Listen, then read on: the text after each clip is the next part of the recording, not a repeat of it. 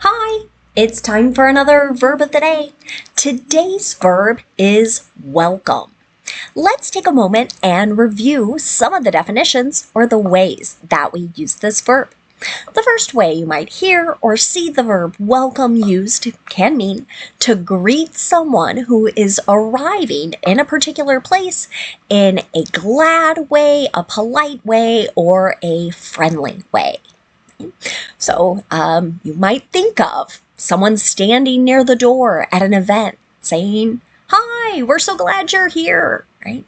They're greeting people, they're welcoming them to this particular place or event. A second way to use the verb welcome means to be glad, to entertain someone, or to receive something. To give you an example of this, I've been thinking about my classes, and I repeatedly tell my students that questions are welcome, right? I welcome questions. I say it many different ways, but what I mean is I'm happy to receive them.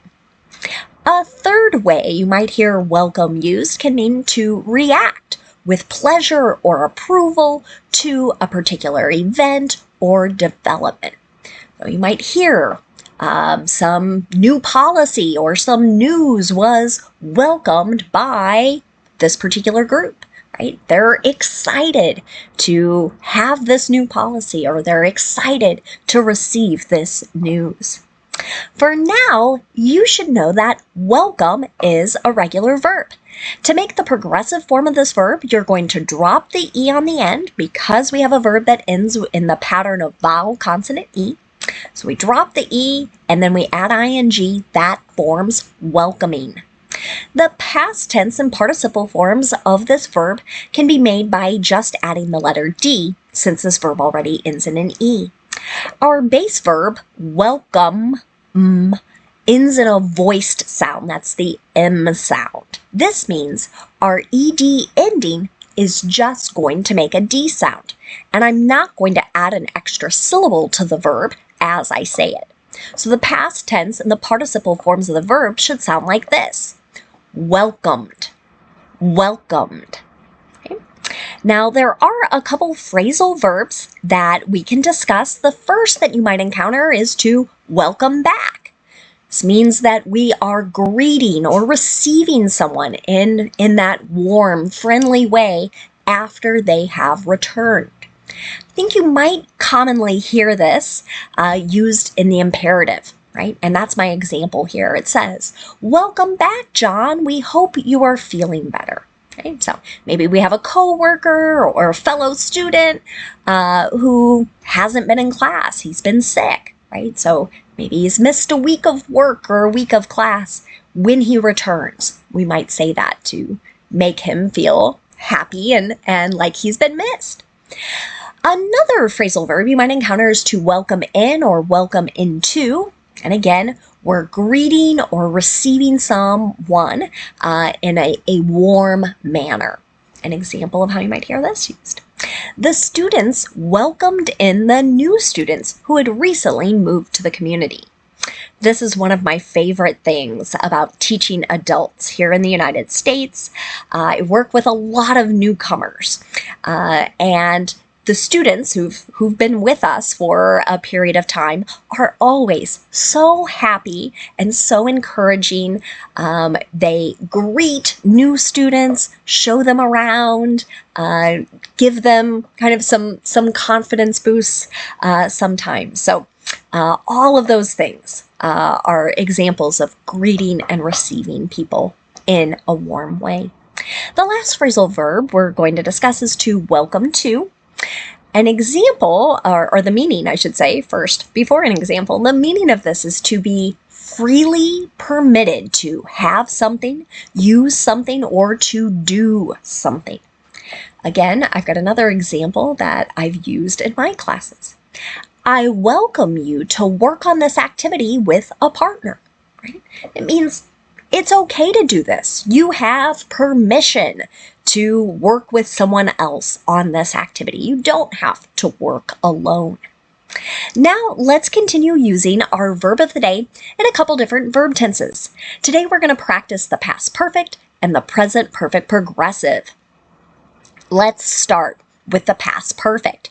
We use this verb tense to talk about completed actions, but what makes it different than the simple past tense is that we are noting a particular action was completed before a certain point in time or before another action. To make sentences in the past perfect, we're going to follow the same pattern no matter what our subject is. So in the affirmative, we start with a subject, we use the past form of have, and that's had, then we use the participle form of the verb. Let's take a look at an example sentence. They had welcomed their first child just before they moved. This is a way many people talk about having a baby, right? They're very excited about this momentous event in their lives. They're talking about kind of greeting and now adding this person to their family. So here we know the baby arrived before the action of moving. If you want to make a negative past perfect sentence, your pattern or structure to the sentence is going to look like starting with a subject, using had, not, and then the participle form of our verb. Here's another example. The airport hadn't welcomed an international flight before the new route was announced. So here, right, we've got the negative. Nothing is coming in, nothing is being greeted, right? But now maybe there's a new announcement that a particular flight from some international place or city will be arriving at this particular airport. Now let's look at making a yes or no question in the past perfect. To do this, start with had, then you're going to have your subject, and then the participle form the verb. Here's another example. Had the family welcomed international students into their family before? This is, again, something a lot of people do. They might do it for high school students or college students, but kind of this idea that, like, you've got a group of people here to support you while you're studying in a new country. Now let's move on and talk about the present perfect progressive. We use this verb tense to talk about actions that started in the past, they continue in the present, and they may even continue into the future. Many times, the reason we're using the present perfect progressive is we really want to stress how long an action has been ongoing. Now, some teachers and textbooks and even other YouTube videos call this the present perfect continuous, and that's just fine. It means exactly the same thing. The reason I use present perfect progressive with my students, though, is I want them to see 3 P's to the name of this verb tense: P in present, P in perfect, P in progressive, and I want them to remember they're going to need 3 parts to make their verb. And this is a verb tense where you need to pay attention to your subject. Okay? So if your subject is I, you, we, or they, you're going to use have. That's your first part. Then the participle been, second part. And the third part is going to be the ing form of the verb. Now, if your subject is he, she, or it, we'll use has been, B-E-E-N, and the ing form of the verb. So those are our 3 parts: have or has, the participle been, and then the ing form of the verb. Let's take a look at an example sentence. The city's residents have been welcoming the new mayor's changes. Okay? Here's an example that would go back to that third definition of the verb that we discussed earlier, right? They're excited about. They maybe approve these new ideas, these new changes. Now, let's look at making negative present perfect progressive sentences. Again, pay attention to your subject. You're going to use have or has, then not, the participle been, and then the ing form the verb. Now, have not can be combined into the contraction haven't. Has not can be combined into the contraction hasn't. And if we do that, you can still think about having 3 parts to make your verb. Let's take a look at another example. The country hasn't been welcoming in refugees for the last 4 years. Okay? So here maybe we're talking about a country that has new policies. Perhaps it's related to the pandemic, but they are not encouraging people or giving them the opportunity to make new homes within the confines of their country. Finally, let's look at making a yes or no question in the present perfect progressive. To do this, start with have or has, whichever form matches your subject. That subject comes next. Then you're going to use the participle been and the ing form of the verb. Let's look at our last example. Have they been welcoming new members this year? Right? So some organizations might have certain times where people can join or become new members, but perhaps they have some rules where that hasn't been happening this year. Now, let's move on and talk about some words and phrases related to our verb welcome. And the first thing we're going to talk about is just the noun form of this word. The noun welcome has the exact same spelling and the exact same pronunciation as our verb.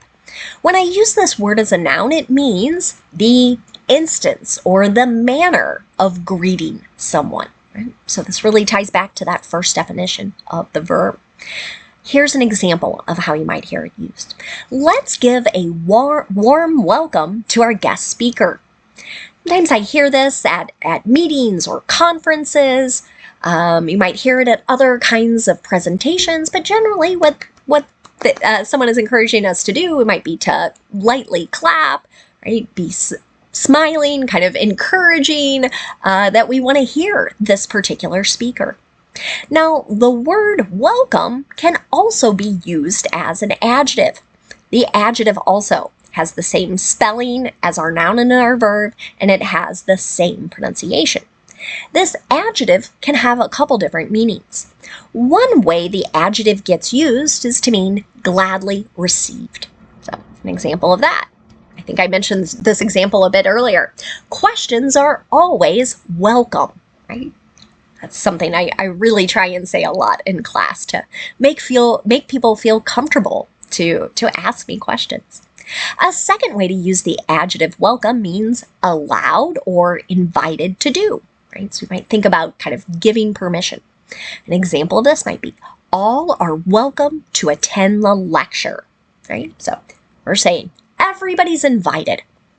And then a third way to use the adjective means very pleasing because something was really needed or really desired. An example of this. There will be a welcome break from the humidity in just a few days. Heard a meteorologist say this. It is really, really hot where I live right now. Very humid, kind of a wetness to the air. But they were trying to encourage us, right? Where there's going to be this pleasing break from this kind of oppressive weather. Now let's move on and talk about a phrase you might encounter. The phrase is to wear out one's welcome. We might hear a person's welcome. So this is when a visitor stays longer than they are wanted in a particular place. So an example of how you might hear this used. We should go home. I don't want to wear out our welcome, right? So this is a phrase someone might use to kind of politely say, oh, it's time for us to head home, right? I don't want to stay too long. I don't want to make you uncomfortable because you are my host. The last phrase we'll talk about today is the phrase, you're welcome. This is something you're probably already familiar with, but it is a very polite response that many people use in response to someone else saying thank you, right? So I'm going to pretend this is something I hear pretty often. My students are very kind and they say, oh, thank you for answering my question, or thank you for helping me with this issue or problem I was having. I might respond to them, you're welcome. It was my pleasure to help. Okay? So this is a very kind way to react to someone else's thank you. Well, I want to thank you all for watching today's video.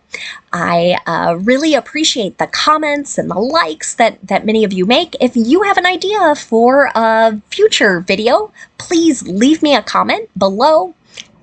Hope you have a great day.